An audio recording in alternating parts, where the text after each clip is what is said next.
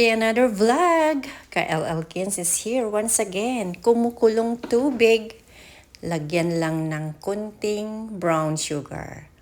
3 cups or 3 tablespoon is enough para sa aking saging. Banana. This is frozen. Ginayat-gayat ko lang and then idagdag natin dito sa kumukulong sugar with water. Ubusin lang yung tubig or yung mixture, and then pagkatapos na ihalo-halo ay luto na. Ganun lang kasimple. Basta maihalo na mai-coat na yung sugar mixture sa banana. Ang bango-bango in fairness. Ayan, okay na siya. And then may baso ako, lalagyan ko tong baso. Actually, my plan is halo-halo. Pero wala akong enough na, ingredients. Ang meron lang ako ay itong mini sago or mini sago. Sabing ganon. And, ang tawag ko dito ngayon ay banana con yelo. Saging con yelo. Siyempre, lalagyan natin ng cream. At wala nang iba. Kunti lang sana na, syrup. Pero naubos din ang syrup ko. Kaya cream lang. Masarap na yan. Sabi ng anak ko, ano yan? Banana con yelo. Strawberry. Maghihiwa tayo ng strawberry ngayon. Gagawa ng isang masarap na dessert. And then, ikakat ng half. Or pwede ring.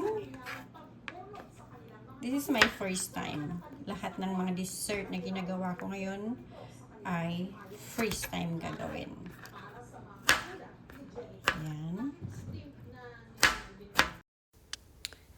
So, ang strawberry na ito ay a little bit maasim-asim. So, imbes na lagyan ng asin, lagyan natin ng kakaiba para ma-neutralize ang kanyang asim. Some are matamis, some are maasim. Pagkatapos nito ay ilagay lang natin sa may malaking container. Ayan na ang container. Tapos, gawin naman natin ang mango. So dahil maasim ang strawberry, itong mango ay sobrang tamis naman. Ganun din ang gayat, cubes, and then grabe ang amoy, sobrang bango, sobrang tamis. Amoy pa lang ang tamis-tamis niya. Pero sa Pilipinas, ito yung pinaka-favorite ko. Pero hindi ganito ang aking pagkain ng mango. Pakita ko sa inyo some other time kung paano kumain ng mangga. But this time, lagyan natin ng kakaibang flavor ang mangga at strawberry. Siyempre, wag sayangin ang buto kasi dito sa buto marami pa ring laman. Yun ang masarap na part, yung buto. Masarap sanang kagat-kagatin ito eh. Kaya lang, idagdag ko na lang sa aking dessert na gagawin. Now, let's mix together. Ayan, ang ganda ng kulay. Yellow and, red.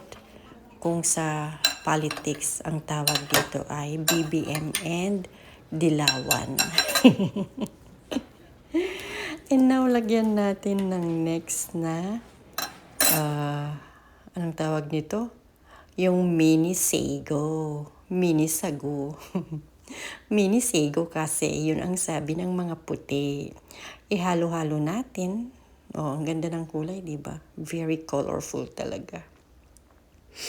Kahit wala nang ibang ilagay, masarap na eh. Next ay lagyan natin ng cream. Ayan, kunti lang. Kasi pag maraming cream, mataas ang kolesterol. Kaya kunti lang ang cream na ilalagay. Pampalasa lang. And then, of course, ang next na ilagay ay kunting condensed milk din. Ang condensed milk ay sobrang tamis, kaya kunti lang din ang aking inilagay. And then, halu-haluin, of course.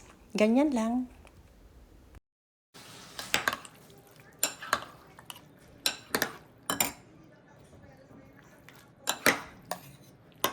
Ayan. Very colorful.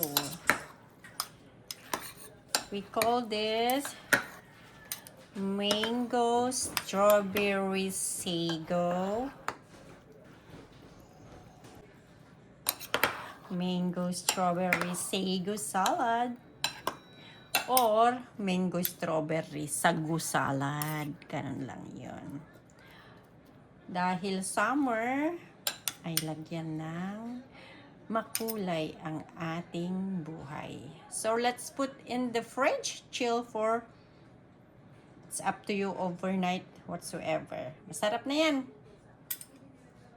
If your name as the time when I wish there was a song